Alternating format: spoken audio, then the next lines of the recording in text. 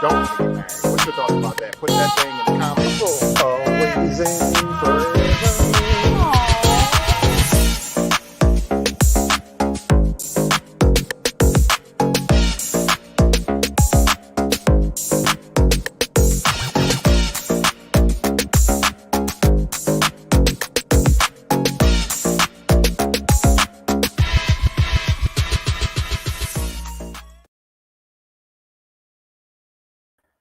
Yo, what's going on, everybody? It's your boy KlueDaDon for another episode of Country Fan Mail Podcast. I want to thank everybody who has tapped in with anything that I've released, anything that I've dropped. This is episode 2 of season 4. So yeah, we've known this for a little bit, but yeah, if you're just with us now for the first time, thank you. With that being said, without further ado, I have a really special guest today. I know I say that all the time, but I promise you, this brother really here is really special. He has influenced me in a lot of ways that he probably does not know, but I'm gonna make sure that he knows today. And yeah, without further ado, I'm gonna bring the gentleman onto the stage, my big homie, Mr. Darren Council. What's going on, G? Hey. Oh, do you have claps or anything like that happens? Oh, no soundboard. Yeah, I'm not there yet. We get there. Hey. Oh man, what's up, man? I'm so excited to be on here with you, man. It's Yes, sir. I've been waiting for you to give me the invite, man. Hey man, listen, everything happens for a reason and by design. And I was like, there are certain people that honestly, and this is really truthfully honest, there's certain people that I was like, you know what? I want to make sure that I have something to offer because they had something to offer me. Right. And we're definitely going to get into that. But first things first, something that I asked all of my guests that come on, what was the first song that you listened to when you woke up this morning? First song? I don't know. I don't listen to music when I wake up. Okay. Yeah. Okay. So when I wake up, it's dead silence because it's 3:30 in the morning, and if I make any noise, my wife gonna be mad. So, so I like that track. It's called "Dead Silence" by The Married Man.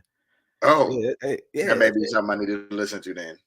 Yeah, and then so I think when I got to the car, I think I may have listened to the radio, but then I even like silence in the car too. Word. So it's interesting, man. So it's crazy, man. I don't know. Why do you think that is? To get myself kind of like amped up. I kind of like just talk to myself, talk to God, to be like, hey, I want this to be a good day. Let me know how I can influence someone. Give me the words to say. Just anything that I can do to just be of some value to anybody. And then don't let me get my emotions as well. If I just get too turned up, that don't let me get in my own way and ruin a good day. And so that's kind of what I do is just kind of amp myself up, get ready because it is a physical job too. So I want to be mentally and physically ready. So that's what I do. Okay, that's what's up. But I want to backtrack. I do want to backtrack a little bit though in that promo video though, because that beard gang was tight. I mean, my beard was looking good in that day. Hey man, listen, y'all both were looking amazing when y'all doing the unscripted marriages. I was just like, look at them up there, like y'all, y'all really gave y'all. Yeah. I was like, I aspire to do that. You know what I'm saying? When I got to that point, I was like, yeah, if I do something, it has to be at minimum. Like at minimum, you know what I'm saying? Because y'all definitely set the bar for that, man, for sure. Oh, so with that, I mean, that's one of the things that you and your wife have went into one of your ventures. But tell me more about yourself. Like, if you had to give somebody a real skinny of who Darren Council is, what would that be? So I would let someone know that first, I'm an Army veteran. I served my country, and I like to tell people that I don't like to tell people that I like to keep it real. I just show it with my actions because keeping it real just has such a bad connotation because people use it so negatively. For sure. But I just tell people that, and really, you know what? Most of the time, I really don't use a lot. Most times, what I've noticed recently is that a lot of people speak on my behalf and just saying, "Hey, man, Darren crazy. He'll listen." You know what I'm saying? And I feel like that's what's been happening a lot lately is that people speak on my behalf, and then that creates the open dialogue with other people. But if I can use maybe a 10 or 15-second blog, is that I'm a family man. I love being married. I love my wife. I love my wife before my kids. And that I just do the best that I can to be a good example to my community. Yeah, for sure. Okay. And as going back to, let's kind of go back in time and then make sure I have the years right. I think say 2015, maybe. Yeah, 2016. Yeah. Here's young Clue wandering through the Wild West Manassas town, and I come across this saloon, this coffee saloon, and in this coffee saloon, they doing like this improv comedy stand-up show, and it's like Mhm. hilarious. Like I'm like, Yeah. this is awesome. And I also realized they look like me, which was Mhm. not something that I saw, saying something that I would expect. So I think I asked the nice lady who was at the door, who happened to be Miss Lawanda Council. I was like, how do I get involved in this? They was like, oh, you should go talk to Darren. She didn't even say that's my husband. She was just like, oh, you should go talk to Darren. He's the one that Yeah. does this. You should go talk to whatever. And I remember, so you gave me a number, and yeah, I hit you up, and yeah, I did it for, I can't remember exactly how long that I did it, but it was probably some of the most memorable moments, honestly, of really in my life, honestly. Like I talk about it all the time, saying I'm Mhm. just like, yeah, I used to do comedy. Yeah, I used to listen. But Yeah. like, so take me back to then, like take me back to that time, because you weren't just doing that. Y'all had so many Right. different things going on. So yeah. So so when we moved to Northern Virginia from Concord, North Carolina, and the reason why we did that is because we just wanted to um we wanted more opportunity. We wanted to see what was out there more than what we were seeing and what we were doing. We had owned a daycare, and we were doing very, very well. But we wanted to kind of expand our horizons and find out what other people were doing. Mm, Because we ended up being, at the time, we just ended up being like, not, I don't want to say like the go-to in our circle, but it's like you are as strong as your weakest link, or in your circle. We wanted to kind of expand our circle a little bit mm, into more business minded thinkers, and to more visionaries or whatever. And we wanted to take a chance in Northern Virginia. It was a perfect storm. My wife's family was up there, and she wanted to be closer to her family, and then also we wanted to take a chance and see what we can do. And so when we moved up there, we just were surrounded by black positive role models for us, people that we can look up to, people that we could glean from and ask for information. And then we didn't have to be the ones trying to kind of come up with all the information or come up with all the ideas. We had people that mm. were doing it. And we rolled across Ken, who happened to be the Shout out owner to of Ken. Ronnie Coffee House. And he kind of inspired us in so many ways. He still inspires me now. And just with him, he opened that opportunity for Unscripted DC, to be able to do that. We actually didn't even think about doing an improv troupe until he actually mentioned it. Um, Really? and so that's why we did it, because he Okay. kind of encouraged us to say, "Hey, we could do it." And before then, I was actually doing hosting open mic night, which I absolutely loved. Man, open And mic that night was, was so much fun. oh my goodness, Some I of the most absolutely raw loved that. talent, and just, I man. mean, Northern Virginia has some awesome talent, and it just opened up. Open mic night just opened up the opportunity for people just to express their gifts, and nobody was turned away. And we just really had a good time. And I think I just really kind of learned what my gifts were during that time as well. And so we were doing open mic night, we were doing Unscripted DC, we were doing Unscripted Marriage. We were doing Youth Center Stage, which was a nonprofit that we Mhm. founded. And then I was doing Leadership and Laughter as well. And so it all Can you had tell me this, more about Youth Center Stage? yeah. So Youth That was Center a really Stage big. is, I'm sorry, you said you want me to mention more about that? Yeah, no, I just wanted you to expound more upon that, because like that was really big. Yeah, so Youth Center Stage was kind of created out of Lawanda's experience in daycare, really kind of loving children, and really kind of loving the educational piece of educating our children, and then also her background in theater. And so we combined the two, and that's how Youth Center Stage was birthed. And we realized that there was a need and a want for better communication in our schools, because we see that there is very kids aren't communicating as much as they used to. And we wanted to kind of create something that we can put into the schools that they will communicate. And so essentially what we Mm, did was is that we taught children how to communicate through improv and theater. And that's what Youth Center Stage was. And we offered an after school program and a 2 week summer camp during the year. And we were in schools, and we were kind of providing that service to kind of show children not only how to speak to one another, but how to encourage one another and motivate one another, and then also how to communicate with one another, as well. And so that was great, man. Yeah. We've seen so much benefits from, you know, kids really talking positively or even knowing how to speak to one another. That's very, I feel like that is a missed a missed Art. tactic or a missed art, exactly, that Hmm. it's not really being communicated. And honestly, I can't really say that we were taught that in school, like at my age. However, got it somewhere else, and I feel like any type of way that that child can absorb that information, I feel like is pivotal, especially in this day and age when Yeah. so much talking is not even talking at all. You're right. You can't even really have a conversation with people. I still find myself, saying that, and I try to not ever get into that mindset too deeply, but I try to make sure that, okay, this is the same person that I was just writing. Like, don't be weird, because when you meet people in person, sometimes it's a little different. Yeah. Yeah. But it's a vibe, and I think learning that as a child is important. But quick segue. So segueing into something that I was definitely super excited to hear that you were working on, because especially seeing, with your mind working on it, and also the other minds that were working on it, and knowing that what was going to come into it, and then also having the opportunity to be a part of it as well was amazing. But I definitely would like to talk about your book, Heroes, Your Community Awaits. This was yeah, I'm not even gonna say much more, man. Tell me about this book, man. Okay. So this came about because um, I really wanted to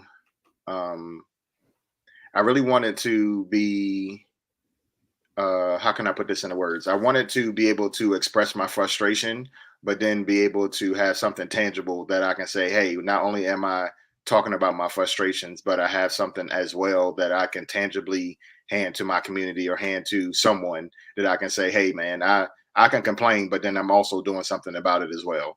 Mm, And because it's almost like we get to the social media social media typers or whatever, where they'll complain about everything going on, but they're not doing anything about it. I wanted to be different. yeah, And I was really everything that I seen on TV with everyone, with us being, I don't want to say exploited, but all the deaths of us on TV by, police and everything like I can that, see and killing each exploitation other and being a everything part of like that. that. I Yeah. was really triggered. Everything triggered me, like as I imagined and seeing me in those videos, and I know that it could be me, and I wanted to be like, man, I don't want that.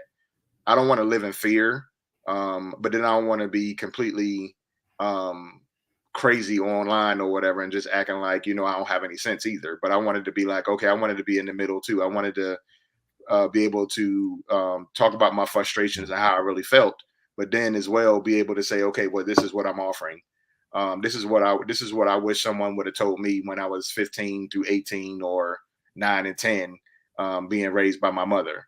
And Mm, that's what I wanted to really kind of say. I want to be able to offer hope. I want to be able to say, hey, man, this is what I'm doing. And I wrote the book in 2 weeks.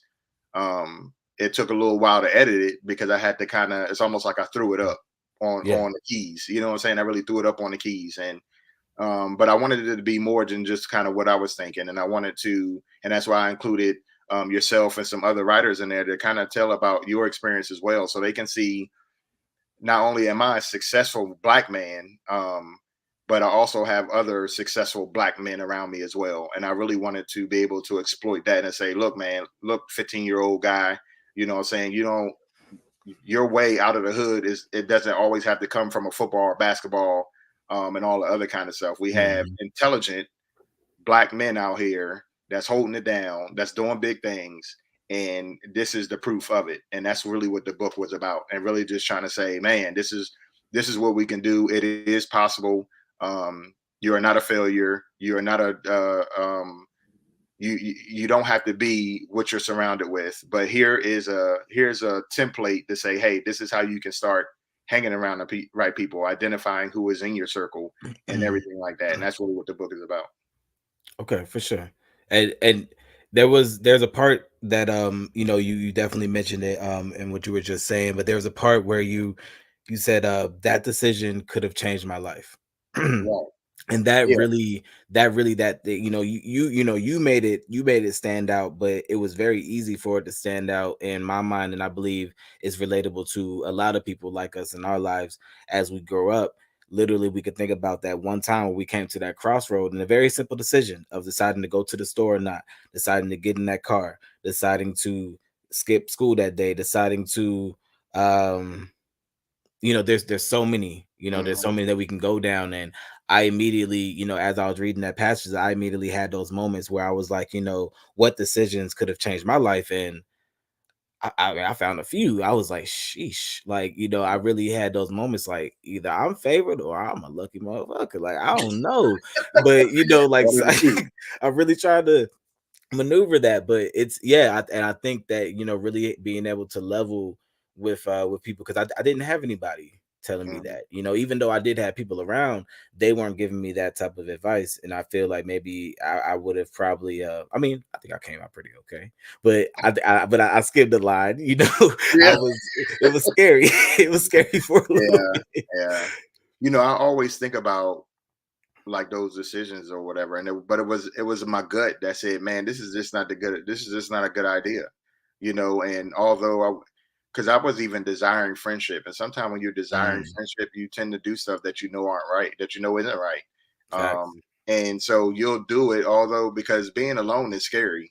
Being alone with no friends and all the other kind of stuff, and nobody to talk to, and a cyberbullying, even that I think that constitutes it as well. Like, I mean, that's all in the big bag of unfortunate circumstances where people would rather do the wrong thing just to be part of something versus be alone and ride it out. What I'm saying? Yeah. And it's an unfortunate circumstance. And I think that's really what kind of the book is saying is like being alone is scary, but being Mhm. alone may be the safest place to be sometime. Because Yeah. if you're around people that's doing the wrong thing, hey, that you may be even an even worse circumstance, but it doesn't feel like that at that point. You know what I'm And saying? And I mean, we saw that, plain and simple with COVID and everything, for everybody being inside. Mhm. That one of the positives was that people wasn't shooting each other. I mean, Yeah, at least not as much. positives, and You know, and people really realize who they are when it was in COVID. You know what I'm saying? A lot of, yeah. I mean, I went undiagnosed with PTSD for 12 something years, and Mm. COVID really helped me define and really search and seek out help.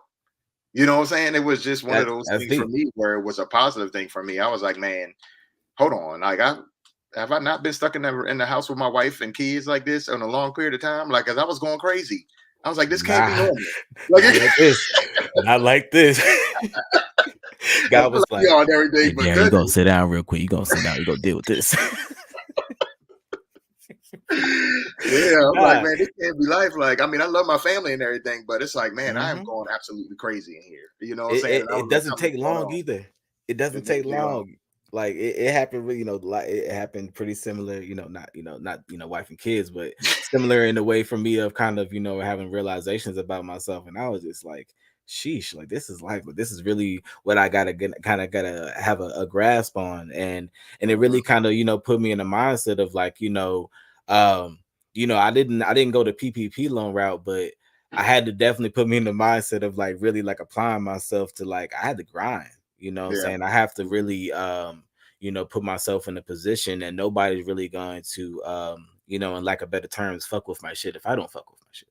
Right. Hmm. And that was something that, going back to when I said that, what y'all have done and what you have done in the community has really inspired me, you know, even with my last job, actually having to do public speaking to an extent, being on that stage at Girani really helped me be able to talk to people, even deal with, hecklers or on the drop, like what they say, like, like you just got to keep Uh, on going, and yeah. it's and even if the crowd wasn't heckling us, y'all were, throwing stuff Mhm. y'all wanted to keep us on our toes and keep us witty. So, that really, it translated over into real life, and I was like, hey, I'm a, that's, and that kind of goes full circle to what I was saying, like bringing you on the show. I wanted to make sure that I had something to offer you, because that dynasty, what I'm saying, you building it, and it's continuing to be built, what I'm saying. I'm not saying that it's, it's done, Mhm. y'all still growing for sure. Man, look, man, you've done an awesome job, man, especially on stage, man. We absolutely loved you, man, and we were so sad to see you go. I tried everything I could to get you to stay, but you know what And I'm saying. But it's funny because I left to do this. I left to go like to focus on my music reviews, which it did not happen in the time frame that I thought. But I left because I was like, I need to kind of focus on something for myself because like my job Mhm, was supporting other people. I needed to go do something to focus on myself. So it's like I said, it went full circle, and it's a blessing, saying to be able to kind of to see it, go full happening. And with that being said, I know you kind of went into unscripted marriage. Like, mhm. can we let's talk about that, man? Because I really enjoyed those episodes. Like, I thought that I mean I love both of y'all. Like both of y'all, like one, like my favorite couple. Like Oh, so we love you I back. always say I'm like I want to have that council longevity. You know what I'm saying?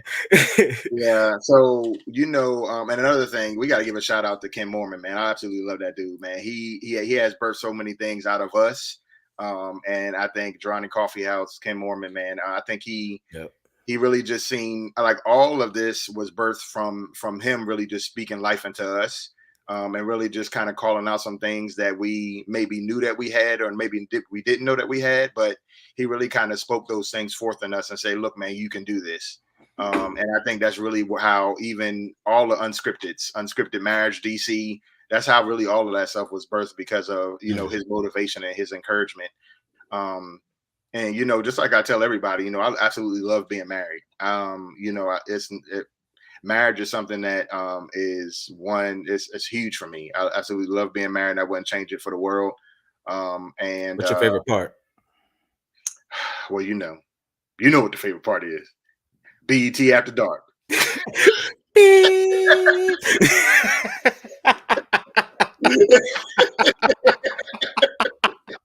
Oh man, but yes, sir. You know what I'm saying? Nah, I Safe. mean, I absolutely love my wife. She supports me in so many ways. She loves on me. She cares for me.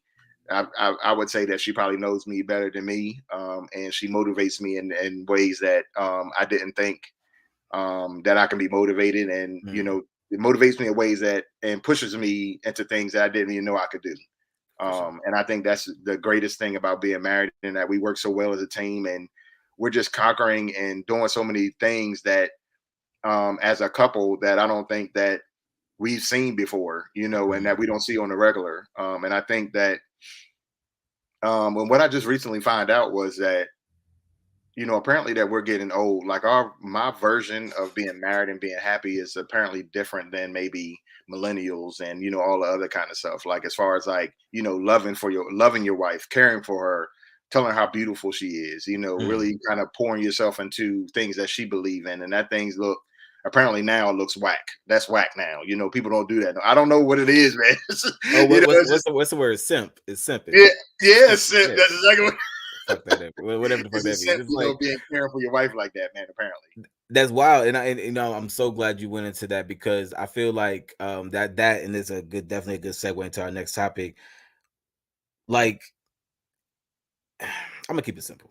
I guess I'll just keep it Mhm, really simple in my mind. And this is me coming from my very inexperienced years, my very young years of being married. mhm. If you don't want to be married, don't be married. Right, If you're not going to, if you don't want to, if you don't want to pour into somebody, if you don't want to, live that life, and that's completely fine. I don't think marriage is for everybody. right. You know, like I said, I say that with very low years, or very young years. I'll say Mhm, in the game, but I definitely had to kind of understand that it's in a very intentional daily promise that I have to make to myself and to her, mhm, essentially to her first, to do exactly what I said that I was going to do from day one. mhm. Um, but I can't imagine how hard it is, saying after all those years, because y'all are what 45 years in or something. Well, I'm almost 25 I'm years just playing. I'm old. just playing. I'm just playing. I'm almost 25 years old. We're going on 19 years. 19 years, man. 19 years. That's still Mhm. that's wild. Like y'all literally like man, been married almost as long as you. I mean, half as long. Half as long as you've been alive. Yeah, That's yeah, yeah. I tried to say that too, and I couldn't figure out the wording. How to say I'm glad I'm not the only one. Like, Yeah, yeah. it's Well, that it North sound like you Carolina. said it good, It's man. that North Carolina education, man. Let my wife tell it. But Yeah.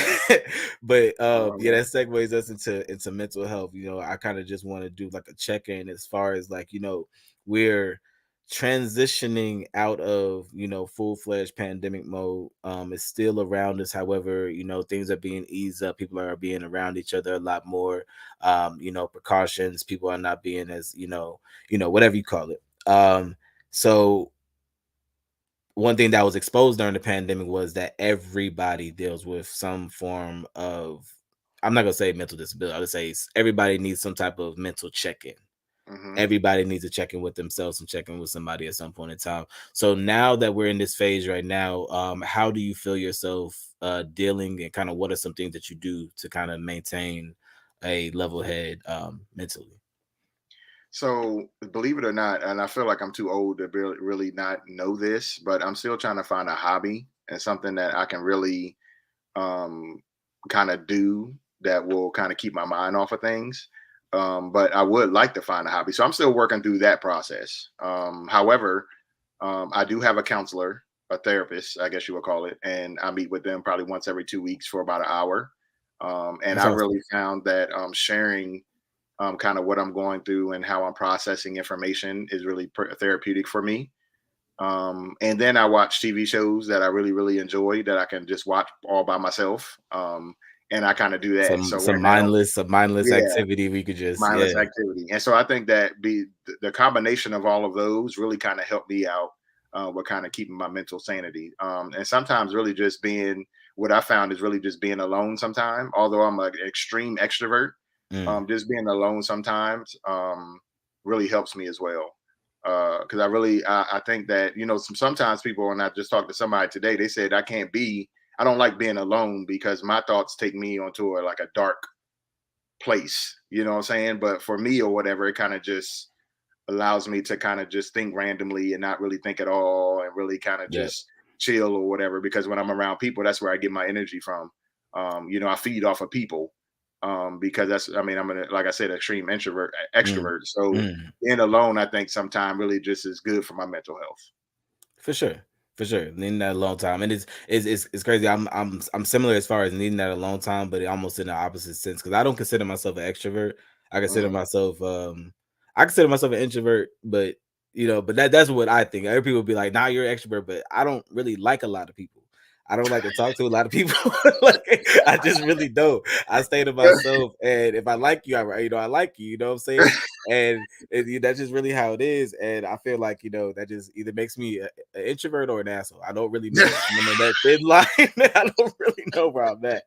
But but Yeah. yeah, but bringing it all fully around, something that I really like to ask everybody, if you had the opportunity to get a message out to everybody in the world, everybody at this point has, well, not everybody. Let me not be naive. A lot of people in this world have some form of communication, or even a smoke signal, something that everybody in this world can see. What would that message be? Um, oh man, I think it would be to um, find someone that you trust to talk to. Um, and because suicide is serious too, especially military Mm, suicide. And I don't think that there is enough of, um, there's not enough open opportunity for people to express themselves because I think it's just everybody's so judgmental. So again, the smoke signal would say, um, you're not alone.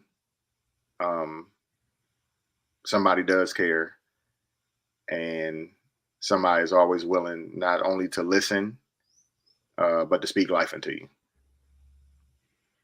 yeah, yeah, yeah. That's Man, I hope the whole world hears that for real, for real. I hope Yeah. the whole world definitely gets that message, because there's nothing like dealing with something, or or just period, just being alone or feeling like you're alone, because you're never alone, but just really truly feeling like you're alone. So as you heard it here first, say reach out, talk to somebody, saying, give somebody a call, Mhm. reach out to them before, saying, if you think about them, call them. if you think about him, shoot him a text. You know what I'm saying? I think I have to do better about that. I know I'm terrible about that. And I appreciate you. You maintained a lot of our communication over the years, because I will literally just disappear.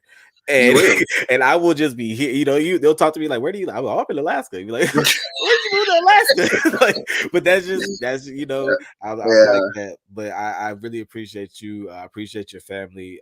Y'all are amazing. You know what I'm saying? Beautiful kids. You said wasn't about to be president. You said, oh no, you said driving. She is driving now, and I would imagine that she could president. probably do anything that she wanted to. She could probably be a president if she wanted to. I see it, man. Man, but man, I appreciate awesome. you, That's man. amazing. Me and LaWanda, man, we love you dearly, man, and we always, I know I am. I'm always checking up on you virtually. And I appreciate everything that you're out here doing, man, and keep up the great work. Hey, I appreciate you, man. Like I said, y'all had a lot of influence in it, and yeah, like I said, it's much love. And with that being said, please let everybody know where they can find you, all your social media handles, and let everybody know where they can find your book. Let me put that up one more All right, time. so you can find my book on Amazon.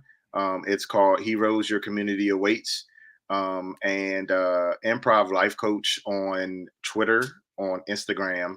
And I will be creating a new page for all of my books. I will be writing a new one soon. I haven't quite come up with the title yet, but I will be writing another book, and it's going to be talking about the fatherless child, a young man that's fatherless, and I'm really going to be writing a book about those young men that are that don't have a father or active man in their lives, and how to navigate through that too, and let them know that they can make it. I'm definitely ready for that one. I'm definitely ready for that one, because when I tell y'all, I'm biased, but I'm real. That is a good book. It is definitely a good book. It's not even super long. So some people that don't like long reads, it's not super long. Honestly, literally, you could read it all in a night. Like if you just really just sit down and you really like. I mean, every time I've read it, it's it's like maybe every other night I got short attention span, but you could do it though. You could do it if you really want to do it, y'all. Yeah. But hey man, I really appreciate you coming on to the show. Everybody that was in the comments, everybody that tapped in, I really appreciate y'all. Somebody was asking about the interview. The interview will be up on my YouTube. It'll be up also. The audio will be up on all broadcasts, blah blah blah, all podcasts. Broadcast. I still said it wrong. Come on, man. You got to ad lib. You said podcast gonna be up everywhere. It's gonna be up everywhere. All right, Darren, I appreciate you, man. Appreciate you, man.